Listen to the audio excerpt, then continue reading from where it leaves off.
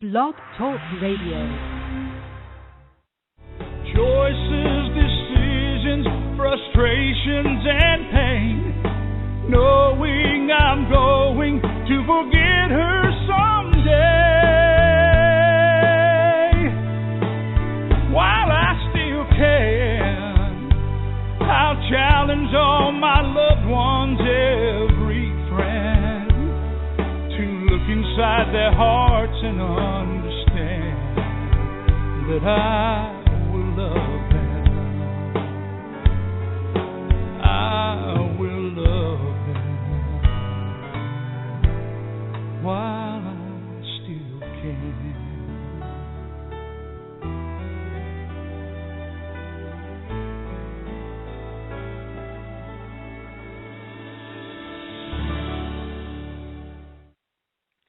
Well, hello, everyone, and welcome to Alzheimer's Speaks radio show. I'm your host and founder, Lori LeBay. And first of all, I want to say I hope you're just having a wonderful and blessed holiday season. And hopefully it's warm where you are. It's colder than the dickens here in Minnesota, but 'tis the season. Before I jump into the show, since we always get new listeners, I like to tell people a little bit about Alzheimer's Speaks, what we're about, why we're doing what we're doing. Bottom line is we're an advocacy-based company providing multiple platforms to shift our dementia care culture from crisis to comfort around the world.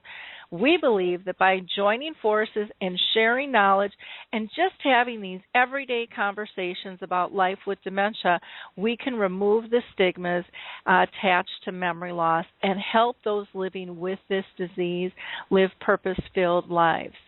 Together, we can help everyone understand the true needs by just having these conversations. The myths and the stigmas are creating such great fear and isolation for people. It really has to stop, and each of us has the power to help that. So we believe we can really win this battle against dementia, but the only way we're going to do that is working together. And I know that we're making a difference because we were honored with the recognition of being the #1 influencer online regarding Alzheimer's with ShareCare and Dr. Oz, and that was not about me. That was not about Alzheimer's Speaks. That was about each one of you.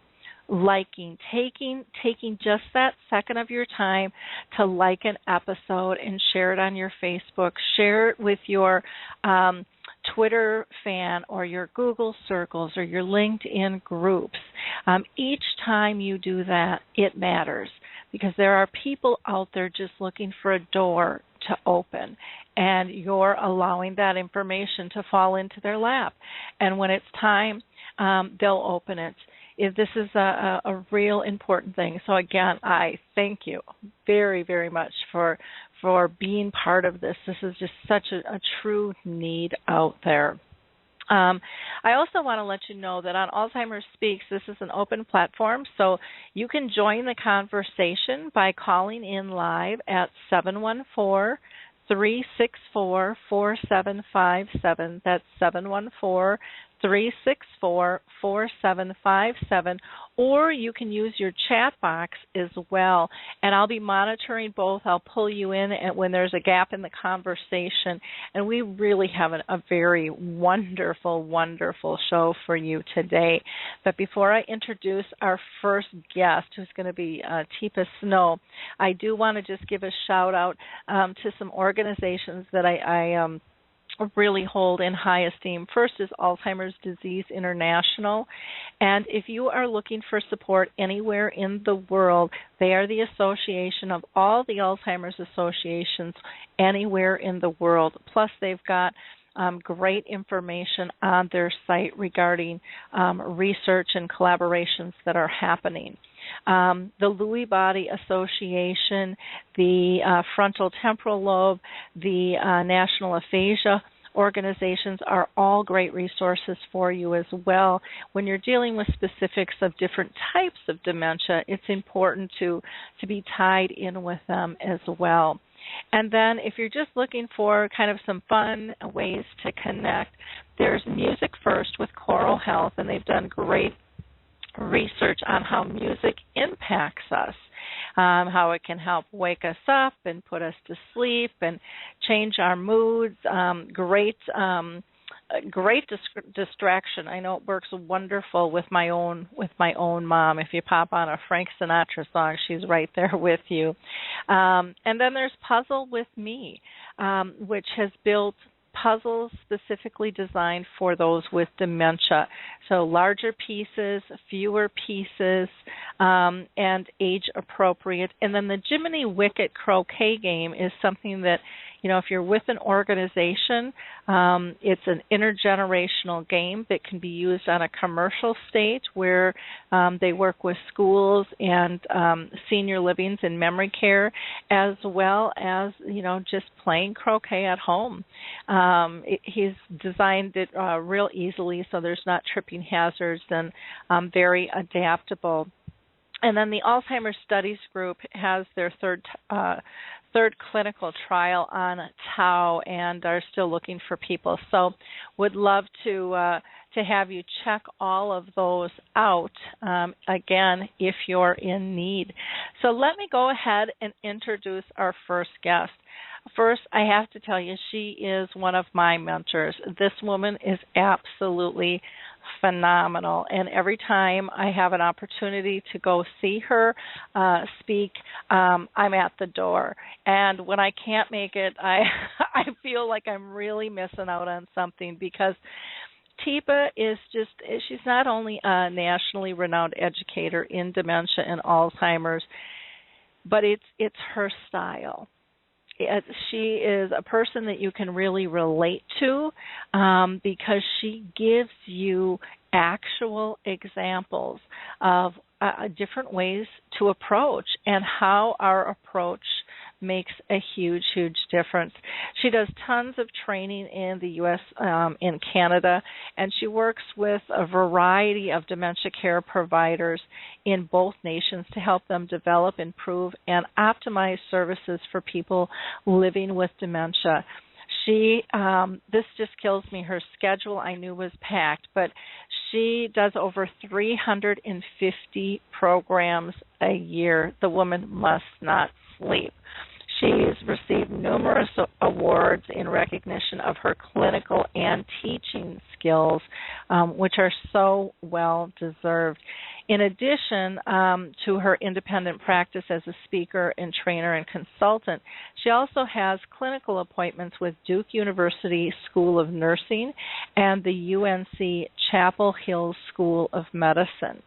In 2006, Teepa founded her company called Positive Approach to providing continuing education, counsel, and consultation based on the Positive Approach Dementia classification model, hands-on caregiving techniques, and staff coaching guidance that she developed. She's published a book called The Gems and Dementia, a guidebook for care partners, and she's featured on a variety of educational DVDs. She also has just a ton on YouTube as well. Teepa graduated from Duke University and received her master's degree in the University of North Carolina in the Chapel Hill, and as an occupational therapist with over 30 years of experience in geriatrics, she has worked as an OT director in a head injury facility, a clinical specialist in geriatrics for the VA Medical Center, and a restoration care coordinator for a long-term care facility. Her hands-on caregiving experience has included providing direct care in home health, assisted living, long-term care, and rehab settings. So she has just such a unique and broad and wonderful experience behind her.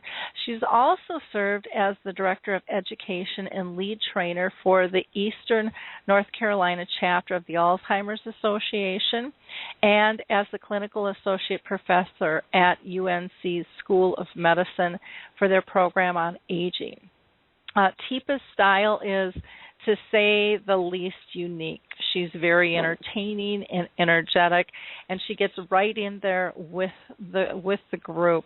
And if you haven't seen her, you're going to have some opportunities, because she's got some some wonderful speaking engagements lined up. I would highly, highly recommend that you try to get to her because you will learn so much. If you are a family member, if you are a person living with dementia, or if you're a professional, you'll be amazed at what you can learn from this woman. So welcome, Teepa. How are you doing today? I am fine. How are you doing, Lori? I'm doing wonderful. I'm doing wonderful, and I'm just Sounds thrilled like you're to have colder than we are. Yeah, it was. They were talking 12 below last night, and it's working its way up. And actually, that's not too bad compared to up north. In parts, they were going to be 40 below. So. Ooh, this is why I stay in North Carolina when I get a chance. And it doesn't sound like you're there a whole heck of a lot with that no. that work schedule. I know you've been to Minnesota a few times this year, and I haven't been able to catch you because I've been out speaking as well. But I always hear just rave reviews every single time. People just adore you. So I'm honest about. I try to be very honest about what's going on, and I speak to where people are instead of a theoretical base or something that doesn't necessarily ring true. So I think that's sort of part of what it is sort of I see it from the ground up, not from 60,000 feet down. And I think that's such an important difference. I know in my speaking I try to do the same thing, and it's that ability for people to relate and be able to walk away and say, A, she gets this, she's lived this, she knows this, and B, putting it in simple terms where someone can walk away and go, I can do this. I can do this. And it's about empowering people, not like really making a group or an individual feel hopeless and helpless. It's not about what you did yesterday. It's about what's the possibility of what you can do tomorrow when you get another chance. Because you will, the probability is you'll have another chance to try something different. If you're willing, and you're willing and able to learn the new thing, then you can give it a shot and see what happens. Well, and I love that attitude because sometimes we just beat ourselves up so horrendously. And we like throw ourselves down the black hole, and there's tomorrow. There's the next moment. It's like we get lost in sort of bad habits for both ourselves and the people we care about. We do it to ourselves, and then we do it to them without meaning to because we get flustered and frustrated. Yeah, well, and there's so many times there's not people that understand because, again, we're here in the U.S., we're not comfortable having this conversation. We'd rather say, that's too bad. Next topic, please. Mom's having a few memory problems, or my husband, he's always been a little, and it's like, whoa, a little like, well, it's a little different now. Let's get it out on the table and let's talk a little bit about how things are changing. So you can both figure out what we're going to do from here. But it's a real challenge in the U.S. We don't like to get the laundry out and take a look and see what's stained and what's good and what are we going to do about it. Yeah. And it's, one of my mantras, it's about progress, not perfection. And so and to me, if dementia teaches us anything, it's that. That and tolerance. Because it's constantly shifting and changing, and as soon as you think you have it figured out, well, boom, they got control again. Exactly. One time I was telling somebody it's like you're on a surfboard, and you think you're just getting the rhythm of the waves, and suddenly it's like, whoa, new weather front coming in, and you can't ever get real comfortable because as soon as you get comfortable with one thing, something else changes. Mm-hmm. Yeah, exactly. Just get ready. The shore's there. You're going to meet it occasionally. So, get back up, dust yourself off, and let's see, what did I learn from that? And I think I've learned more by my mistakes frequently than I have by my successes. They're wonderful. When you get an easy win, it's like, yay. But then when you have the struggles, it's sometimes really rewarding when you finally do have that moment of, oh, that's what they were trying to tell me with that. Now I get it. Oh, jeez. Yep. Yeah. And the thing that we have to do that I don't think we do well here again in the U.S. is share that knowledge. Mm-hmm. Don't just keep it to yourself. Don't just sit there and watch someone else struggle. Yeah. Share it. Oh, it's hysterical. It's sort of like, look, I can be Superman, and it's like nobody needs to be Superman. We all need to be on the team. It would be more helpful if we all knew the secret. Could we all have it? Yeah. And the other thing that I love about your teaching technique is, to me, you really have a style, again, I think that very much aligns with how I feel, too, on my 30-year journey with my mom, is, it's about having a toolbox. It's not about having, exactly. one little tool that's going to, one magic key, exactly. but it's about the ability to think creatively and listen closely and actually hear what you're being told, if it's in words or not. Yeah. And Lori, one of the really exciting things that I hear you talking about, which very few people talk about, is everybody wants a cookbook. And I can't give you a cookbook. What I can do is give you a toolbox. But it's going to be your job to really look and see, okay, well, let me try this tool. But you have to figure out, is it working, is it not? It's not like there's this set recipe that if you do this, you will get this result. And that's what... There's too much of that out there. And, of course, when the person doesn't, or the situation doesn't exactly match up, or it doesn't go the way you anticipate, then it's like, well, there's something wrong with that person, or they're not behaving like they should. And it's like, well, we already know something's wrong. So we misjudged what it was, or we missed a piece. But trying to blame anybody or the situation only for what's going on, it's so frustrating for me when people are unwilling to do anything but follow the recipe. And it's like, but it's not working. Why are we still doing this recipe that doesn't work? Let's look at the pieces, and let's see if we can look at the toolbox, and let's see what might work better. Let's try something different. But we got to give up what we're familiar with to do that. I have to try a new opportunity. I can't do the same old recipe. Yeah. Well, and just because you always had Italian on Wednesday, doesn't mean that's going to work now, because they don't know it's Wednesday. That's right. And nor do they care. The filters have gone, and things change. And, one of the things that I try to tell people is, in routines, we all know, and patterns are really important when it comes to dementia. But we also have to realize, why are we holding on to those routines? Is it because we're more comfortable with it and trying to, make them fit? Because when we adjust our routine and they're more comfortable, everybody's more comfortable, more happy, more joyful. And so, whose routine is it, and why are we holding on to it so strongly? Yeah, of course. And the more fatigued and the more frustrated we are, the more rigid it seems like we get in. And that's what I talk a lot about. It's like we all have, and I use gems, a diamond moment where we're rigid, we're inflexible, we're clear, we're sharp, and we can also cut people. And we don't mean to, but we're really being very rigid about things. It's hard enough when you have to do that because your brain is changing on you, but to have a caregiver who's being very rigid because I'm being inflexible at this moment, that's not helpful. Yep. I ran into that actually where my mom is staying, and it wasn't even the routine with her, but it was how I was being treated.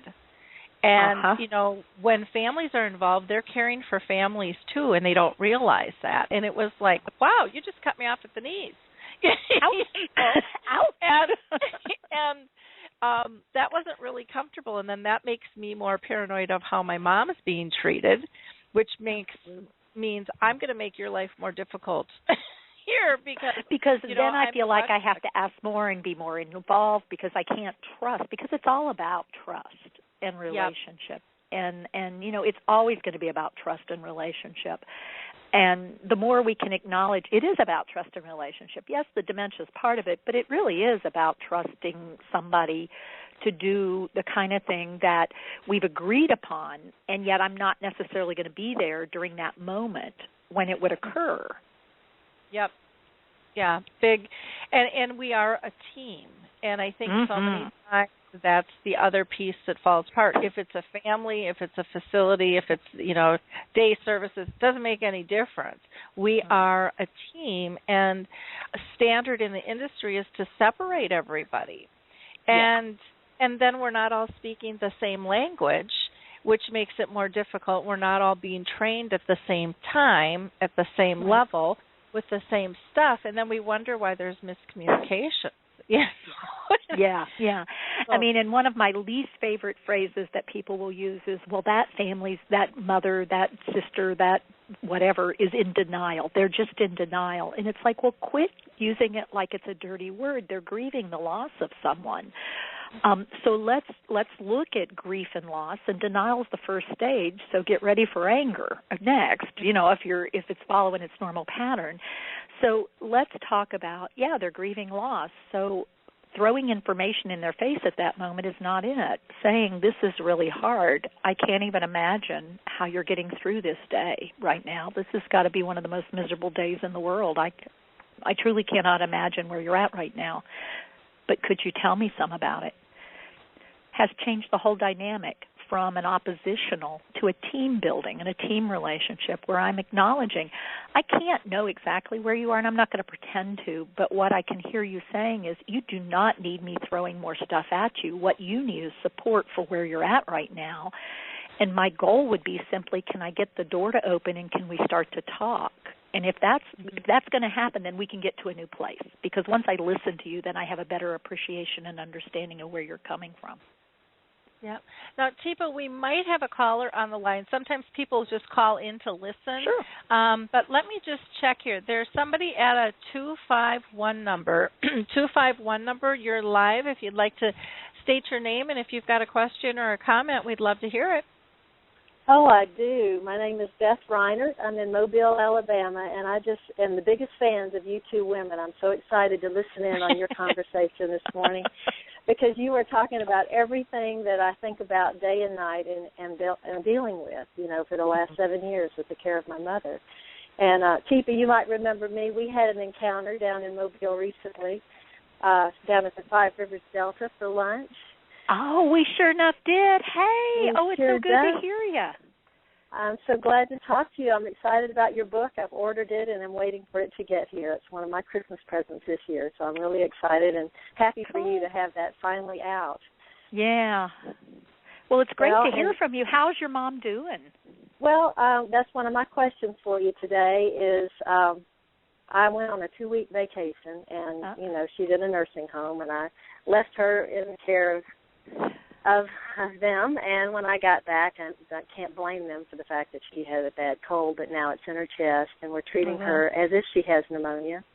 And I'm just wondering, we had a brief, you commented briefly about end-of-life care, and, she's had hospice for some time. And I know that traditionally they use morphine toward the end for comfort, or just putting them out, and she's not, necessarily needing that, and I wondered what your recommendation is. What would you do?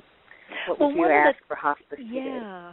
Yeah. One of the really important things to look at is what is her comfort level, and are they appreciating what's normal her and what's not normal her? And one of the things that often happens when the lungs get really congested is it's just so awful because it's so hard to get oxygen, and your body wants it. So sometimes the medication of choice is really something that dries you out a little bit, that makes it a little easier to get the oxygen to where you want.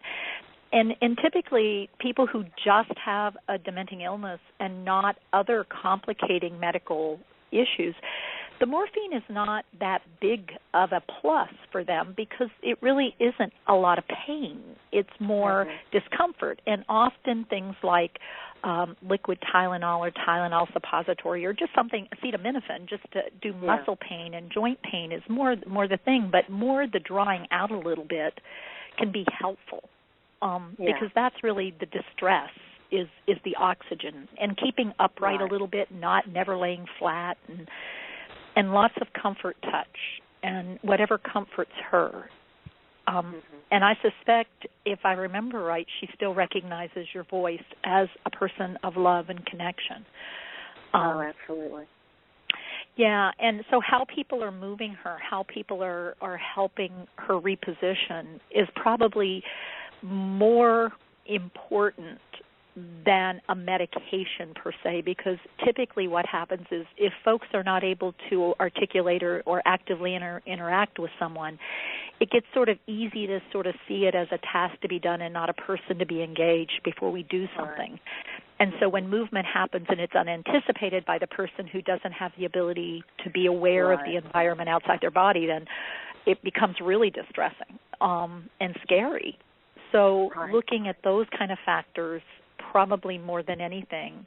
Does she have a high fever?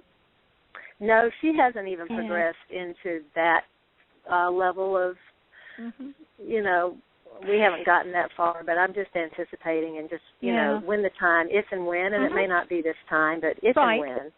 I just wanted to hear from you on that. And you know, you're right about all of those things, and that's why I was listening to you so much, because you are just right there where I am, and that's all good stuff. And she's, you know, she's still able to sit up in the chair, and she's able to cough up some stuff, and you know, and they've put her on an antibiotic that's supposed to, you know, a really strong antibiotic for pneumonia. So we'll see how that goes. But I mean, and you know, as you know, it's always a cascade.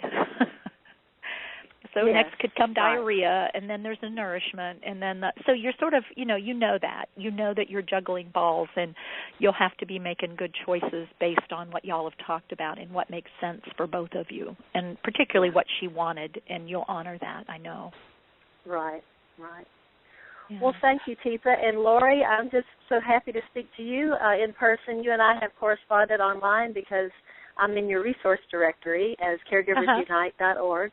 And so I feel like I've had a connection with you anyway, because you kind of encouraged me to start a Facebook page, which I immediately did. When you told me you couldn't find it, I got one.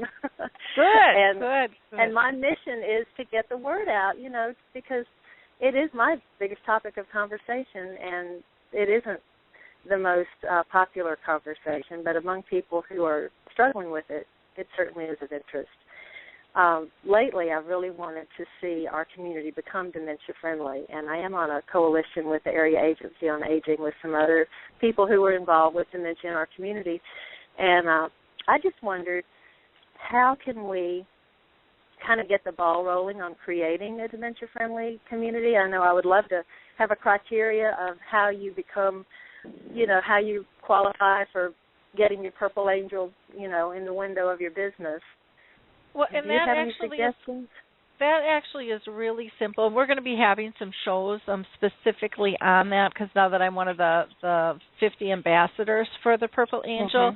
But, you know, Norms is all about not being complicated. So it's contacting one of the ambassadors. We get you a couple of forms to read, because being dementia aware and becoming dementia friendly is not about having all the answers. It's about being aware of where resources are and being willing to help and being willing to learn and to be willing to share knowledge. You know, I think sometimes we make it so complicated, thinking it's got to be perfect and it's got to be the end-all, be-all, and that's not what the Purple Angel is about. It's about share, you know, just putting that symbol up and knowing what signs to look for, and then being willing to help somebody out or have a conversation and talk about it. So the Purple Angel is really a very, very simple concept, and that's how he wants to keep it. Being dementia friendly, I'll just highlight this quickly, but to me there's two different modes. There's one that's kind of a medical academic model, and then there's one that's a grassroots model. And, you know, the more academic and medical model has much more structure, is taking a lot longer to get off the ground, and the grassroots models just says we're getting started, and we're gonna ebb and we're gonna flow and we're gonna change as we go, because that's going to happen with the other model if they know it or not, because every community is different. And so we can talk offline on that, but we'll be having some shows specifically on that to help people out. But I really appreciate you calling in, Beth. It was nice to talk with you. Thank you so much, Lori. And so I hope both of you have a very Merry Christmas. You too. Thank you. Bye. Well, that was nice of her to call in and to look at your book as her Christmas gift to herself. How fun is that? That's a nice gift for yourself. Instead of beating yourself up, you could maybe do something that might help you down the road or right away or at some point anyway. Yeah. Maybe we should talk about your book. If you want to tell people a little bit about it and how they can get it, and since that's just a nice segue to that, why don't we just do that now? Sure. Well, about 2 years ago, I was working with Cedar Village, which is a retirement community in Mason, Ohio, and we got an opportunity. Someone's daughter-in-law was willing to put up a grant so that we could sort of put something together. And I've been doing this sort of approach to how do we look at progression of dementia over time. And I'm so tired of numbers where when you hear a number, of course, who'd rather be in first place versus sixth, and who'd rather have 6 of something versus just 1. And when we start putting numbers on people, it gives one more value than another. And that really bothers me about all the scales that are currently out there, along with the words moderately severe, severe, profound. And so what I was trying to do is come up with something, and I've been working on it a long time, and it came out a while ago, to look at people as precious and unique no matter where they are. And our job as care partners is to create the right setting and the right care so people can shine. And if we do that, people can continue to shine. Now, they're different, but they're still precious and unique. And if we can figure out how to do this well, life will stay worth living till the very last breath we breathe. And so I had this idea of gems, and so I've been working on it for a long time, and I've had it for a while, and people keep saying, do a book, and it's like, yeah, well, when will I have the time? And so we started off with, it was going to be like a single 8 pages it was going to be, and then it got bigger, and then it got bigger, and then it got bigger. And the wonderfulness of Cedar Village is we were able to take lots of wonderful pictures of folks at different stages. And so the gems are sapphires, diamonds, emeralds, ambers, rubies, and pearls. And in the book, what I've tried to do is identify some of the typical characteristics that you might see with somebody who's living at that point in the disease. What are some common things they might be interested in? What are some changes you might notice? What are some word-finding issues or language skills and motor skills and visual skills that are going to change? And then what is it you can do that's helpful, and what do you do that is simply not helpful for me? And then I give you some skills that you can work on. And so that's basically the book, is helping people really see it from the other person's point of view a little bit. And I've got some tables and some things in there. But more importantly, I've got basically just real basic skill stuff that typically comes up. So for diamonds, it might be about driving, or I don't see why I can't continue to live where I'm living, doing what I'm doing, and yet my daughter's in, like 5 states away from me, and she's getting in crisis all the time because we've been in the ER a couple times, and it's getting harder and harder. So it's a strategy book more than it is. It's still not a cookbook. So it's a toolbox book. Mm-hmm. Which is wonderful.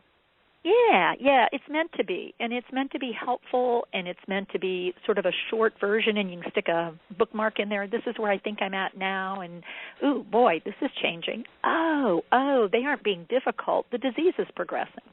So you can let go of the idea that, why is she doing this, and go, oh, well, shoot, this isn't good. And then you might say, well, gee, this happened really quick. Maybe they have a cold, or maybe they have the flu, or maybe the medication is doing something weird.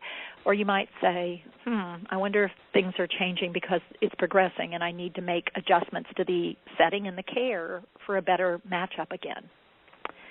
So that's what it's about. Wonderful. And then do they just go to your website to be able to purchase the book? Yeah, if you go on the website, yeah, exactly. You can go and order it on the website. Yeah, we'll have it on Amazon soon, or we'll have it in a variety of places soon, but right now we're just doing it on the website as a starter. Okay, and what's the website, in case anybody wants to jot that down? Yeah, it's pretty simple, TEEPA'Snow.com, just my name.com, TEEPA'Snow.com.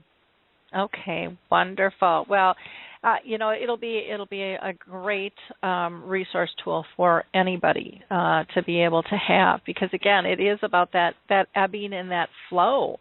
I have a tough time too with all of the and I know that we need them, the clinical stages.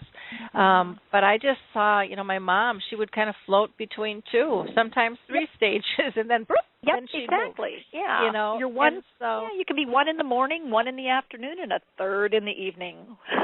yeah, just kind of like we're not, our moods change and adjust during the day, or like when you were saying about there's not a cookbook, I might want Chinese, and then I just might want a burger or pizza or whatever. Yeah. Yeah, and you take the ingredients and look at what you got and sort of go, okay, well, how's this shaping up? Oh, it's cooked meat. Okay, well, now I've got to change my thinking because that's not going to work the way I thought it was.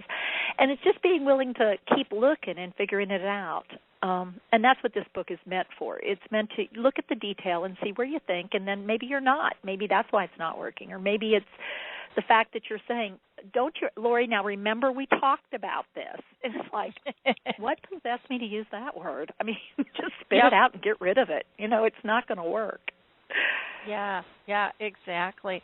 Now, I have a question for you. In your book, do you go into environmental issues and stuff? Because I think that sometimes people just overlook, I mean, it can be lighting, it can be noise, it can be like temperature, it can be like 10 zillion things that can be easily corrected and adjusted. But absolutely. Not if we don't know to look for them. Right, and one of the big problems is everybody's so busy looking at the person who's living with dementia that they forget that every one of us, the way we deal with the world is we take in data, we process the data, and then we respond or react to the data. So if we think about dementia as a brain-changing event, then what it means is all the data coming in is being affected by our change, but let's look at what the environment is. So what are my sensory preferences to start with? What are my sensory skills and my sensory don't-likes right away before we even get into dementia? Because we're all unique. I mean, you and I, if we were in the same environments, like I know you're in the Minnesota area, and so I recently was overnighted involuntarily at the airport, and I stayed at a hotel at the MOA, otherwise known as Mall of America. And so I'm sort of like, okay, well, it's close to the holidays, I'll go shopping a little bit. And I got in there, and it was like, overload, I need to leave. And I people love to go there. They spend days, and I'm like, okay, 10 minutes and I'm done. And it's interesting because it's a combination of the auditory and the visual and the overwhelming crowdedness of things. And again, I was stressed out because I wanted to be home and I wasn't. So I'm not sure I was at the top of the scale, if you would, to start with. But I had to know my limit and realize the reason I was getting grumpy is and getting turned around and then getting really frustrated because I couldn't figure out how to get back to the hotel that I was at was because of the environmental cues. There were just too many of them. It wasn't like there weren't any. I just couldn't keep track of them at all because they were all over the place. And if I had a dementing illness on top of that, I probably would have had a meltdown. And so, do I need meds? No, I need not to be in the MOA at that time of year. Now, could I go another time when it's less crowded and less stressed and I've had rest? Yeah, I mean, you don't need to necessarily lock me out of the mall for the rest of my life, but let's not put me there when I'm not at my peak.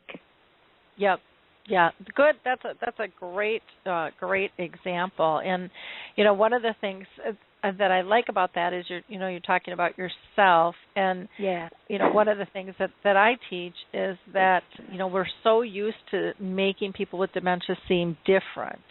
And really, they're the same as us. And so one of the equations that I use is telling people to always remember that they process exactly the same way we do. It's their current attitude plus their past experiences equal their perceptions, and their perceptions trigger their reactions. And when we don't like the reactions, we call them a behavior. Now, they might be pulling things differently, but the equation is still the same. Exactly. In terms of that, and when you can think that, oh, well, maybe that's why they don't like that, because they never liked that. Before. Or realize, as my brain is changing, my ability to take in visual data and process it's slowed, but it's also narrowed. And so there's no way I can find the keys laying right there, because I can't locate and then try to scan around. I can't scan in an organized way because the wiring for that kind of scanning is missing. And it's just, for you to say, well, they're right there, is not helpful to me, because if I could have seen them, I would have picked them up. So exactly. How about you come over and say, oh, here they are, and just lift them up for me, and then all of a sudden we're on the same page. But no, it's like, it's almost like people like to, and I use the term, people like to sit in judgment rather than becoming a really good detective to figure out, well, what might be triggering this, versus she knows better than that. It's just like, if I knew better, I'd do better. Yeah, well, and celebrate in what you find, and then just move on, you know, instead of scolding. Now, we've got another caller on the line here, so let me just pull this person, and we've got somebody from a 215 number. You're live and on the air if you've got a question or a comment. Hi, Lori. This is Mike Wallenbogen. How you doing, Teepa?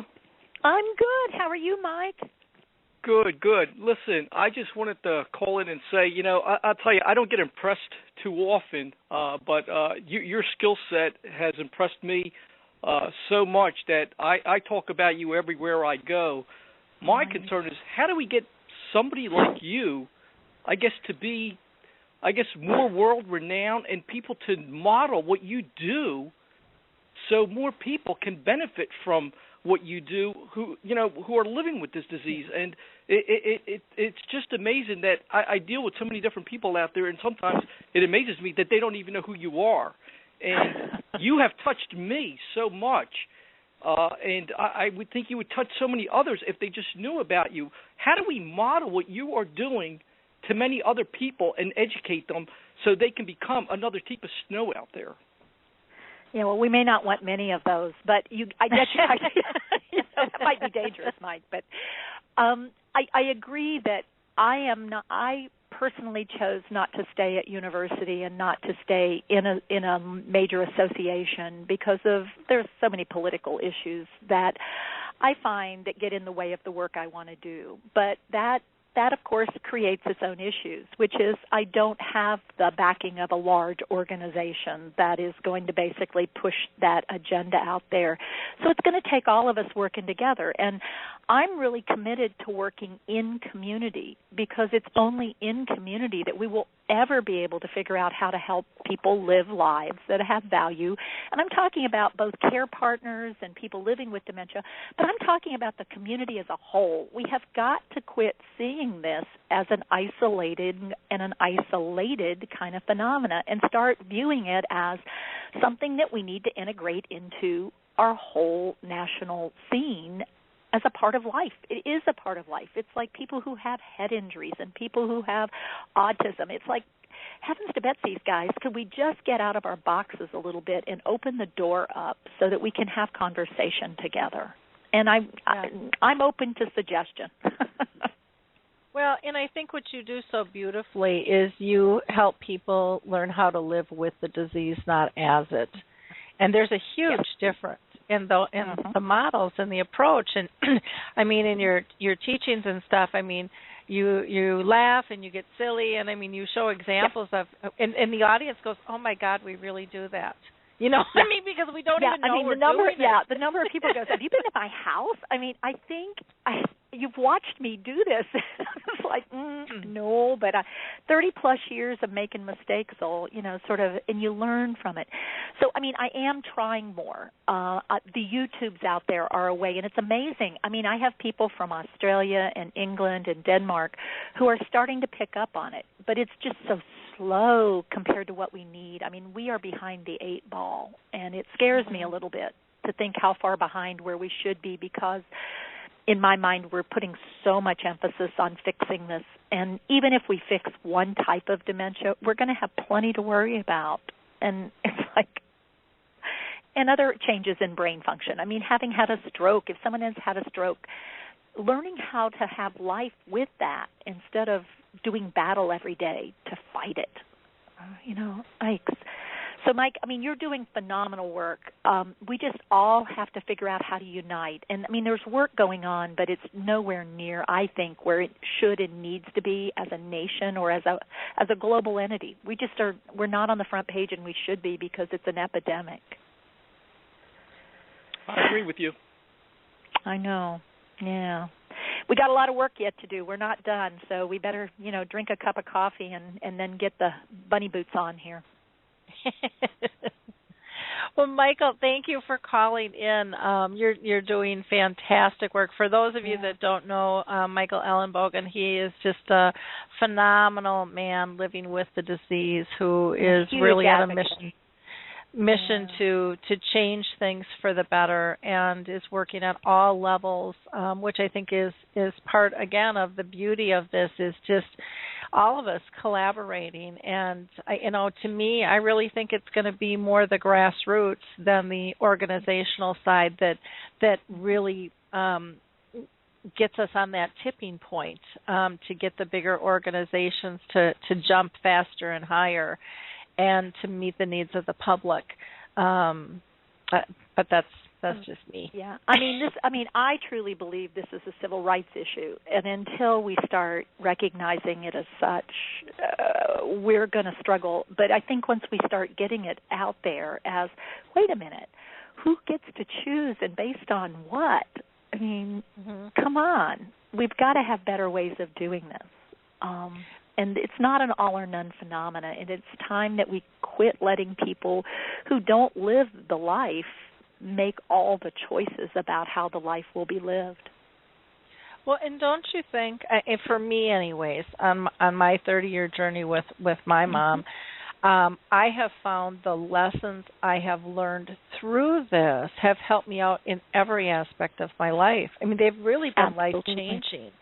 Because they apply, because it's, as much as it's about dementia, it's really about how we care, and we are very messed up on that level. Yes, we are. We are incredibly messed up. I mean, it's scary to think, we have kids who have never given care to anyone.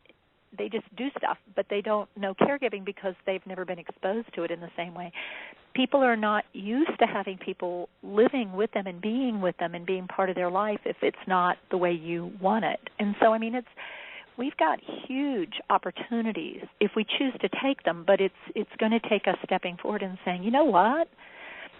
The number of people who come to my workshop and says, this works with teenagers. I used it with my son, and it was amazing. Like, really? When you're respectful and you say, tell me more about it, rather than, what were you thinking? You'll be amazed how many more times you'll get to a different place, Yeah. Well, again, Michael, thank you so much for calling in today. Really, really appreciate all you do, and I'll see you on Dementia Chats this afternoon. Well, thank you, and I would like to wish you and your families a wonderful holiday season, and your listeners. Bye now. Okay, bye-bye. He's just an incredible guy doing just such marvelous work. So can you share with our audience, I can't believe we're down to like 12 minutes already for your hour here. Sorry. But no, this has been a great conversation. What's the most common, misconception about caring for someone with dementia? Yeah, I think it's that people think they either, one of two things, that they're going to do it all, they're going to be able to handle this, that it's a sprint, that if I just put all the energy into it, I can get my hands around it, my head around it, and then we'll be good. And it's like, yeah. So it's kind of like that win-lose mentality when you were describing that. It was like a game. Exactly.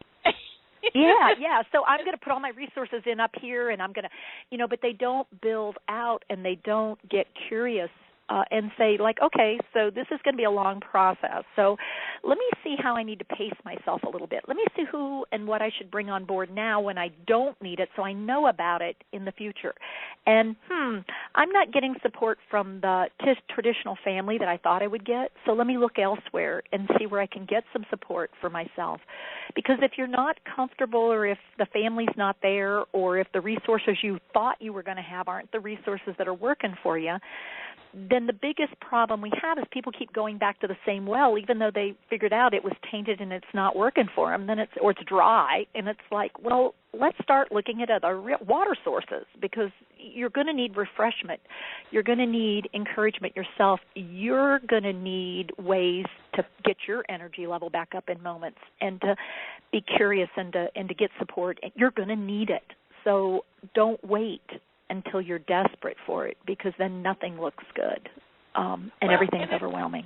And it's okay to need that support. I think that's one of our other problems here in the U.S. is, I'm independent. I can handle this. This is my role, my responsibility. What would others think? I mean, we go through all of that. It's like, we have always, when we broke off to be a nation, worked together to build this country, and now we've gotten so independent that we're actually harming ourselves by not being collaborative, and we're slowing the process down, thinking everything's got to be proprietary and it's got to be my way or the highway type thing.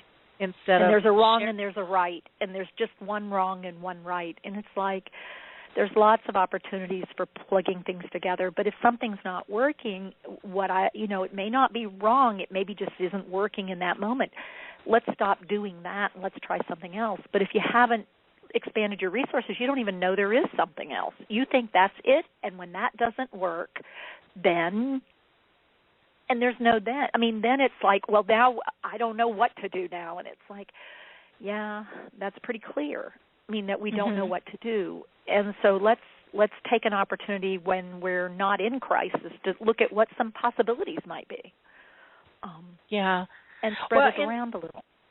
We have all these TV shows about detectives, if it's Castle or CSI, and everybody's kind of into that. But if we would actually apply some of that in our own lives, and just go and realize for every reaction there's a trigger.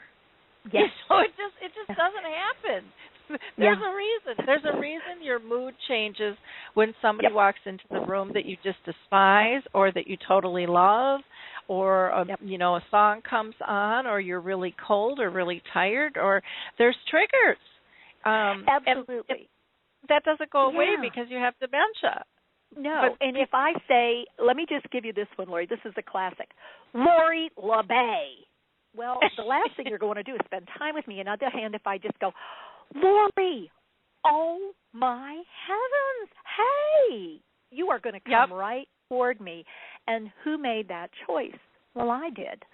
So I've got to check myself out before I come into your space and be prepared for what might surprise me. But at the same time, make a decision to respond to you, not react to you, because that's my job, and it is in some ways a job. I can't just do what came automatically, my old habit structure of when I see something I don't like, I make comment on it. Not anymore. I've got to put that away, and I've got to deal with that. And the other thing I would say about caregivers is you need to deal with those oh no moments. But you do them not with me, not in front of me. Deal with it elsewise, because if you're doing it in front of me, you're saying you disappointed me. And it's like, I don't even know what I did to disappoint you. But you're clearly showing me I did something, and I don't even know what it was. So that's such a hard thing for caregivers and care partners to recognize is I can't let my emotion get in between us and drive everything and not even know it's happening, because we're so aware of the other person we don't even look in the mirror. And so we need to look in the mirror a little bit more. Well, when you bring up that whole piece about emotion, one of the things that I had found, and I created this tool, and I'm sure I've told you, and I'm sure my audience has heard, but there might be some new people out there that it might help, was I created a tool called Your Memory Chip. And one of the questions on it, it's just 3 pieces, but I would ask caregivers, what do you have to focus on? And they would always rattle off a list of things that they had to do for the other person. I got to bring up the doctor, I got to do the meds, I got to blah, blah, blah, blah, blah. And what I realized was that everybody thought that was person-centered because the list was all about somebody else, so how could that not be person-centered? But when I listened, we were all exactly the same because we all had this, like, twang in our voice saying, I don't want to do this. Yeah. And so I thought, well, we can't be person-centered when emotionally it's all about us. And so I teach people to approach a task differently, because we have to do those tasks. There's no getting around it. Somebody's got to do that stuff. But instead of approaching the task just so you can check it off on your list and you can feel better because you accomplished something and you feel more in control, focus on, are they safe, are they happy, are they pain-free, because you will approach the task differently. Yep. You know, and you're not going to feel so rushed. And to me, that truly is person-centered. We've got another caller on the line here. I think, well, it's my next guest, so we're good. I'll pull Christina in. We still have a few minutes here. Lori, if I could go off of what you just said, one of the things I almost always start a session with is I have a care person look at their hand, and I'll say, well, what do you see? And they'll say, well, and I'll say, well, you see a loving, caring hand that you're going to give care. And then what I'll say is, okay, now take that loving, caring hand and shove it right in the person's face. Because what we do is we take our help, and all too often, and we shove it at people, whether they're aware they need that help or not, or whether or not they want that help. And then I had a young man in Florida that I was doing work with a community, and he's a nurse, and he said, ooh, I've got a way for you to look at it. And so he gave me this phrase, and he said, use it, and it's, here's the deal. You need to know your agenda, but you don't show your agenda. So if we're just focused on the task and we want to get something done, that's going to always show. And so what we need to do is take that agenda, put it up in your brain, and go, okay, that's what I want to get done, but let me take a look at the person in front of me and let me offer my hand in friendship first before I try to get anything done. So we connect before we start trying to get something done. It's that same idea that you're saying, and it's so important for caregivers to get out of that mode of get her done and turn into, again, the person that it's about that relationship first. Well, and not to lose so many of us, and I mean I was there. You lose yourself in the care, and you lose your relationship, and we cannot let this disease take that. No, you know, it doesn't help anybody. No, not at all. Annie, I'm going to throw this one out to you because I always everyone always asks this question. How do I fix my siblings? How do I get them to be better? How do I get them to help? Well, number one, what I'd say again is what we tend to want to do is we shove things at people because that's what we want. And until we figure out what their agenda is and where they're coming from and why they're feeling the way they're feeling, we're not going to get anywhere. I've got to figure out their point of view and why they're doing what they're doing, because until I get that, I can't sort of help them get to a different place because I haven't really figured out where they are. All I know is they aren't where I want them to be. And so my two things is sort of like, well, maybe you need to quit needing from them what you need and look elsewhere for it. And then look at them as a resource in a different way. Maybe you can use them as a brother and sister and not a caregiver resource, because maybe that's not what their skill set is. And we want from people what we want, and that may not be what they can deliver. And if we need help, we need to get it from where we can get it. And if you're putting so much energy into fussing about, oh, my God, he hasn't even come. I mean, I can't believe he hasn't been there. And instead go, I wonder what's driving him to stay away. There's got to be something there. And I feel badly about that. But it's hard because we're also needy in that moment. And been there, done that. But I would also say it only got better for me when I sort of stopped wanting what I couldn't have and started looking around at what I did have and how I could make use of it, because it wasn't going to change that way. It just wasn't. Well, and they all have their own lessons to learn. I mean, I used to stew and try to, I'm going to get them here. I'm going to teach them how. They're going to enjoy this. Damn it, if they want to or not, and I mean, I was fierce, about it. Yeah. And then I realized, A, I'm not going to be able to change them, and B, they have their own lessons to learn. And then it allowed me more energy and time with my mom.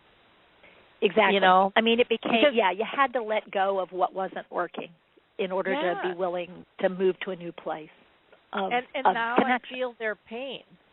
because I think for them, it's my two brothers, I think it's very painful. And you can't move through your pain if you're not willing to work on your pain. And, exactly. And the number of people that come to a workshop, it's really interesting, Lori, that I'll have people come and their person has passed years ago. And it turns out they came to be with somebody else. They weren't there for their own family member. But now they'll say to me, and it's not uncommon at all, they say, oh, my heavens, I finally get it. But it took them, it was like 5 years after their person was gone that they finally could get to a place of looking at what happened and deal with it. But it's just where they are. And we could wish them in a different place, but it's not going to change where they are that way. Exactly. Well, good advice. Teepa, I do want you to mention about your upcoming training programs that you have going on in Atlanta, if you wouldn't mind talking about that. Sure. Yeah. If folks are interested, they can go to the website, teepasnow.com, and we're doing a day that sort of gets everybody started. So if you've been to my workshops before, that one, day one on January the 21st, you might be able to skip that one if you've come to other programs, because it's really going through the basics of understanding what's happening when someone is getting and having and living with different dementias. But day 2 and 3 is where we're really going to dig in and really build skills. And the whole idea is that you will be coached and supported in gaining knowledge and skill and competence at helping people, whether you're a family member or whether you're working in a community or in a facility or in an agency, that you would like to become more dementia skilled. And that means going beyond what you know to what you do. And we'll have folks there to help you and coach you and encourage you, so that when you walk away, you'll rehearse skills from very beginning symptoms to very end of life. And that's what we want to cover, is from beginning to end, how can you help? And how can you help yourself and those around you as well? And that'll be a absolutely fantastic program for people to be able to go to. And that's starting January 21st, I believe. Yes, 21st and then 22nd, 23rd. And it has CEUs for all kinds of disciplines if anybody's a professional and needs CEU credit. And it's being sponsored and co-sponsored. So it's really exciting to be able to do that in-depth training, because usually I end up doing a lot of awareness training and a lot of knowledge training, but this is actually letting us get into the skill stuff, which is really fun. Wonderful. Well, Teepa, I can't thank you enough for taking the time. Thank God, you weren't stuck in the Mall of America, but I really appreciate you. I got back home. Yay! That was 2 weeks ago. Coming in from North Dakota. That would not be my favorite place to be either. I don't like big crowds, and I'm not a big shopper to begin with. So me either. Yep. So well, Lori, thank you so much. You do an amazing job, and it's so wonderful to have this as a resource, and we just need it to be more well-known to everyone. Well, great. Well, we'll just continue on working together here and, promoting each other's work, and you're doing, like I said, fabulous work. You gave me advice that changed, actually, how the nursing home and assisted living did some things at my mom's place. So I can't thank you enough for all you have done and are doing. So have a wonderful holiday. You too, and everyone. And again, people can connect with Teepa by going to her website at www.teepa, and that's TEEPA Snow, SNOW.com, or you can call 877-1671. And Teepa is on Facebook and Twitter and LinkedIn. You're all over the place. So connect up with her. Thanks, Lori, and have a beautiful, beautiful holiday. Will do. Thank you so much. Bye now. Bye-bye. Well, how fun was that to to have Teepa with us. Before I introduce our next guest, I do want to just kind of go over some mid-program highlights. Our last radio show was about protecting your assets and also how to stay in your home, aging in place. So if you're looking on information for either of those, just go to the archives for December 17th. Our next show on the 31st, I'm going to have an open session, so feel free to join in. I want to hear what you're up to, what are the needs, what should we focus on, a little bit of everything for our next show. And then we had our last dementia chats on the 10th, and that was a little bit of a mix. That's where I interview those with dementia.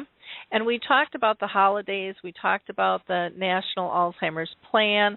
We talked about being newly diagnosed and how do you tell families hosting the holidays. And we'll have a session this afternoon, which will start at 3 p.m. Eastern Time, 2 p.m. Central, and 1 p.m. Pacific Time. Also on the Alzheimer's Speaks blog, a few blog posts I just want to mention. One on the 22nd called Cherish the Little Moments, which was by our intern Michelle, which always gets a lot of comments. On the 21st, Deborah Schaus did an article where she interviewed me on the 5 steps to becoming an advocate for those with Alzheimer's. I thought she did a really nice job. We've gotten some great comments on that. We also had another article by Michelle on the, I take that back. This printed out twice. There's also an article on the 20th called Blessed Holidays When Alzheimer's is in the Picture. And that's a list by Trish with Us Against Alzheimer's. And she really has some great tips for getting through the holidays. There was also an article on lifestyle zones at the Mall of America, which talked about some things that Verizon has that can, help us, either people with dementia and or those caring for them in terms of our lifestyles and coping a little bit easier. And then on the 18th, there was an article about coping across the generations, helping younger generations understand Alzheimer's, which, of course, is a huge issue that we all need to work with. Again, I want to mention Alzheimer's Disease International. If you're looking for an Alzheimer's Association anywhere in the world, you can go to them and be able to get that information. The Frontal Temporal Association, the National Aphasia Association, as well as the Lewy Body Association, too, are all wonderful, wonderful resources for you as well. And the Purple Angel Project, I would be amiss without talking about them. That is the new symbol for dementia. And it is just an absolutely wonderful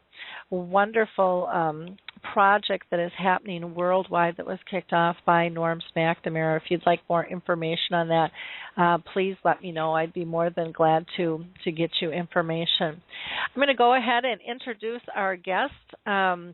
Our second guest here is Christine Luca, and she has been working in the healthcare field for over 20 years, specializing in Alzheimer's disease and dementia.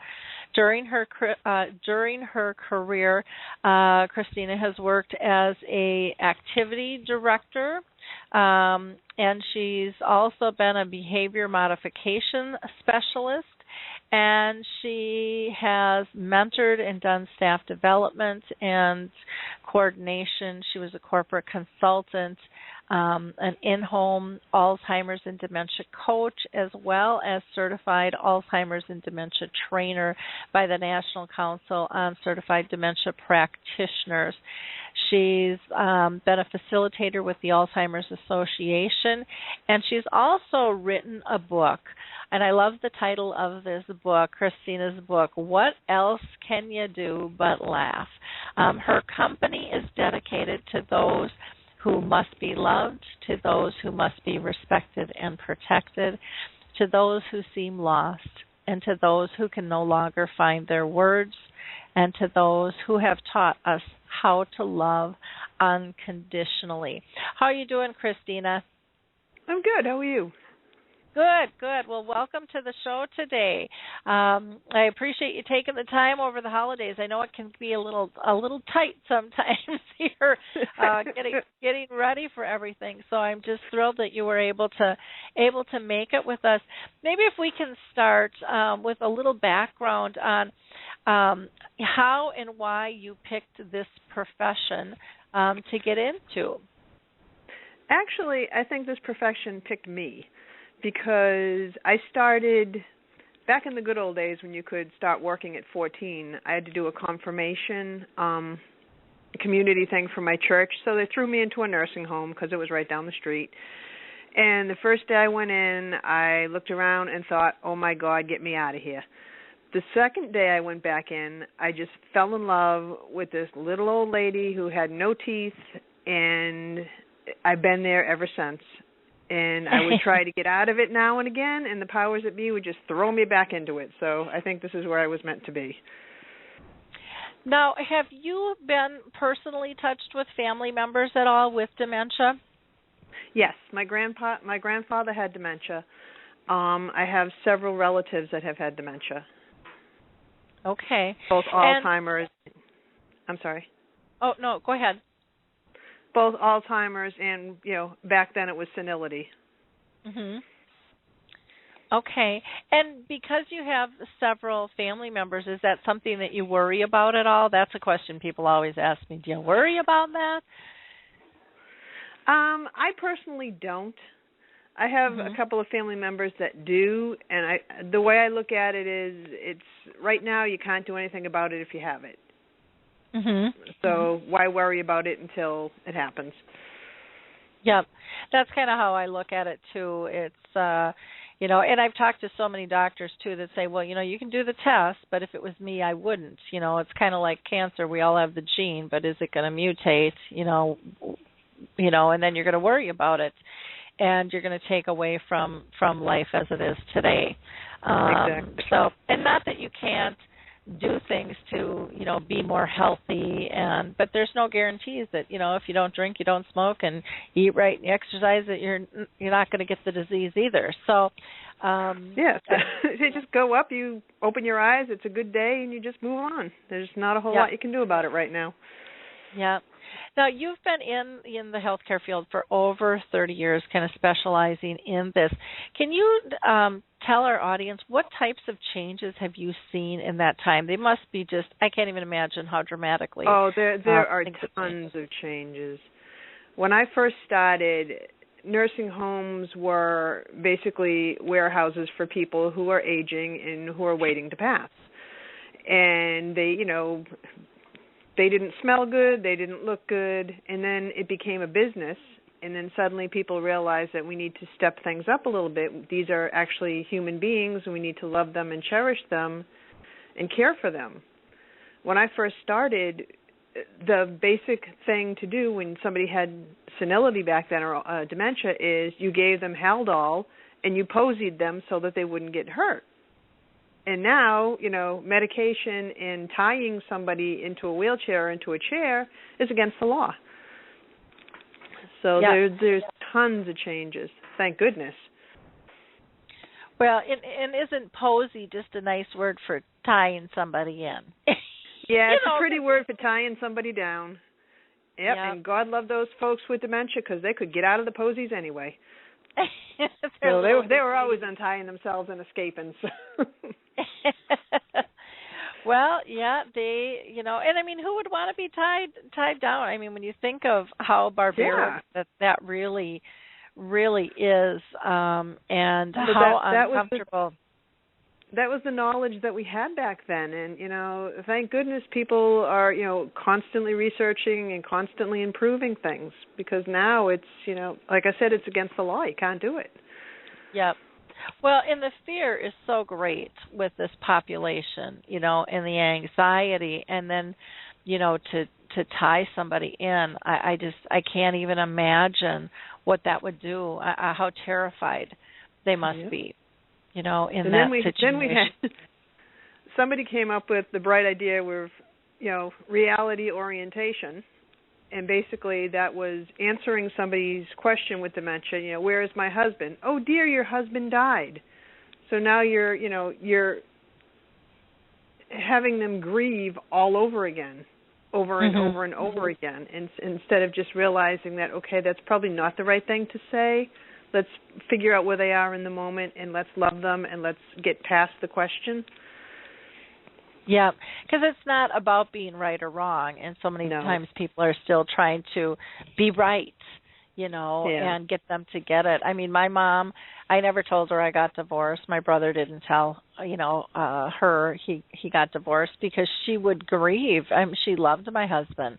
That would have been just horrible, and there's no way she, would ever understand that. But she would hold on to that grief and that sadness, and, that's not what I want for her, No, so you can't do that to your mom. I mean, it would just make her sad. Why would you want to hurt her? Yep. And people don't always look at it like that. And we've learned a lot of simple lessons. I mean, even about brushing teeth. We chose to let my mom's teeth go bad because of the fear of the toothbrush. And she would, just be horrified and upset for a good half a day just by someone trying to poke this stick in her mouth, no matter how gentle they were. And, we went to the swabs and we did all the different things. But, it was, it became about quality of life. And when somebody can't process something, what's happening? You're introducing fear to them, and you don't. Why would you want to do that? It's not worth it. Exactly.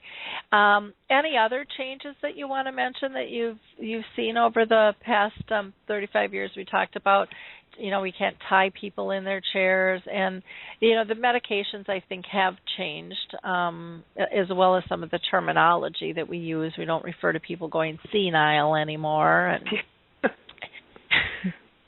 I think people's attitudes have changed. People are realizing, and I think that's most important, that these are still human beings. These are still our loved ones. These are still people who have, who have a heart and have a soul and have a brain, and they understand. They may not understand the words, but they understand you. They understand your expressions. They understand love and kindness. And they understand fear, and they understand everything that we do, just in a different way. Mm-hmm. Well, and I think that's, one of the biggest misconceptions. My brother came for his annual visit with my mom and said, oh, it's just so hard. She doesn't even know who I am. And I'm like, well, it isn't about you. It's about her comfort. But he's not in that space, and I don't know if he'll ever get there, because he's still dealing with his grief and his sadness, but not necessarily processing it. He just kind of sits there with it. And and then I look at, myself and my daughter, and we go up and we're just so full of joy and trying to get her to smile or, rub her face or, just all those small little things. And I just go, oh, I wish so bad that my brothers, both of them, could experience what Danielle and I have when we're with my mom, because we don't focus on the loss. And it's so precious.